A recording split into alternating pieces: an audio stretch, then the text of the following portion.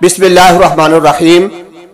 मेरे मोहतरम सामीन कराम, अपने ख़ानदान और फैमिली में लड़ाई झगड़े, नाचाकियाँ और नफरतें ख़त्म करने के मैं 5 उसूल आपके सामने बयान करता हूँ, जिन पर अमल करके आप अपने ख़ानदान और घर में लड़ाई झगड़े ख़त्म कर सकते हैं। इन 5 बातों में से दूसरी बात यह है कि आप अपने ख़ानदान और फैमिली के अफराद को बुरे नामों और बुरे अलकाबात से पुकारना छोड़ दें। कुरान पाक में सूरह हुजरात में आयत नंबर 11 के अंदर अल्लाह तबारक व तआला इरशाद फरमाते हैं, वला तनाबज़ू बिल अलकाब बिइसल इस्मुल फुसूक बादल ईमान, कि तुम एक दूसरे को बुरे अलकाबात से मत पुकारा करो। ईमान लाने के बाद किसी को बुरे नाम से पुकारना यह फिसक है, गुनाह की बात है। अल्लाह पाक भी इससे मना फरमाते हैं।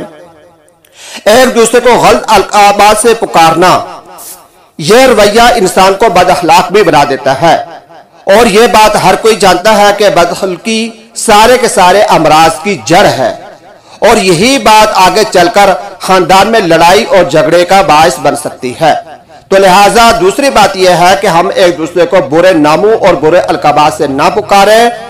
इस पर अमल करके हम अपने खानदान और घर को लड़ाई झगड़ों से साफ कर सकते हैं। अल्लाह पाक अमल की तौफीक अता फरमाए।